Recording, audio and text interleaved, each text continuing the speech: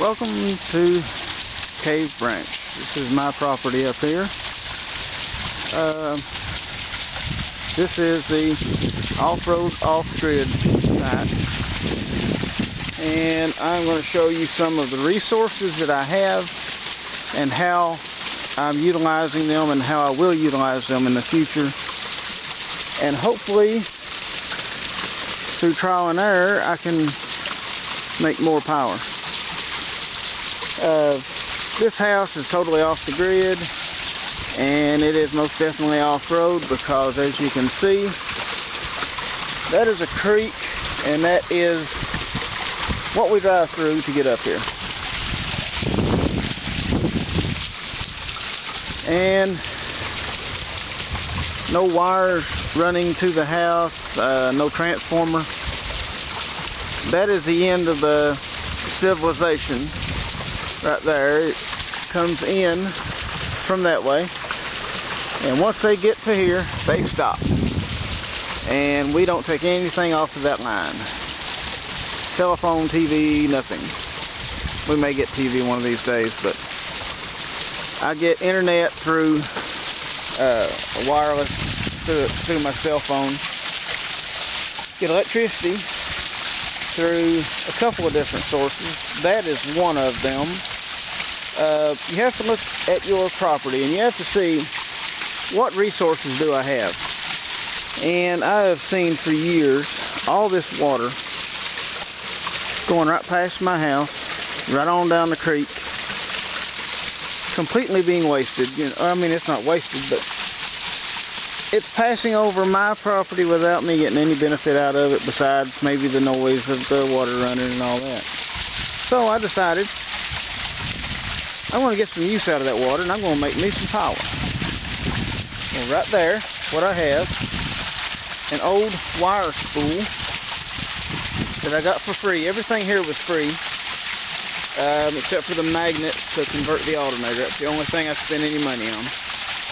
I had everything else. I even had the alternator. I had all the lumber, except for there's one board right there, and all the boards in the paddles. Those were all given to me because they were warped, cracked, whatever, you know. Probably wouldn't have been good to use them on like a house or something, finishing a house or whatever, but they work great for that.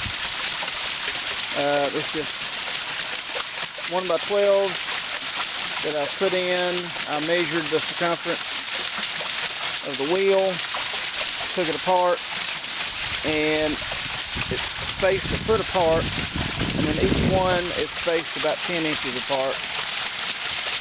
And it seems to work really good. I've got it balanced. Show you some details here of what I did. I used,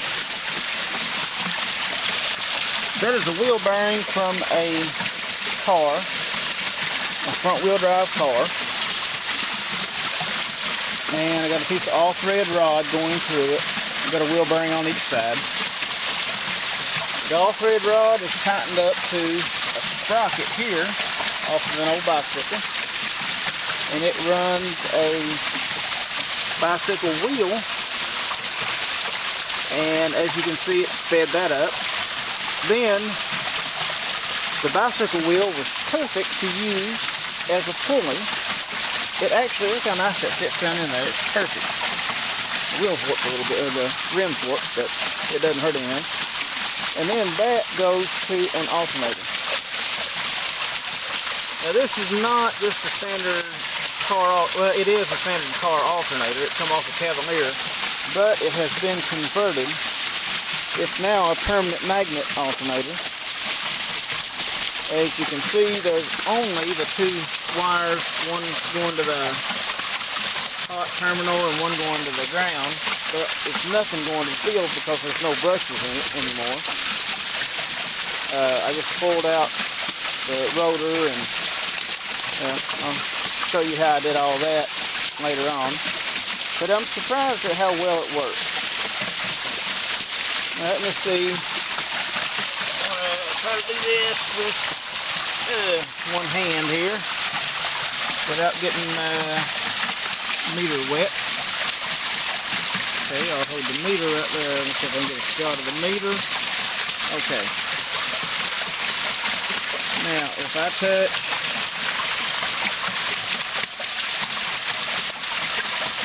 the positive right here, and this is hard to do with one hand.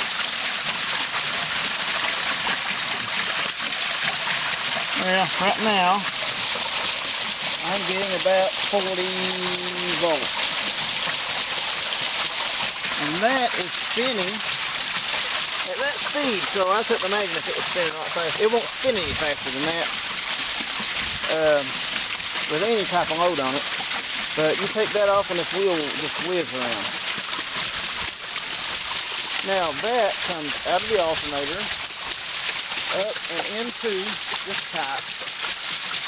The pipe goes underground, up into the house. And next, oh yeah, this is my off switch.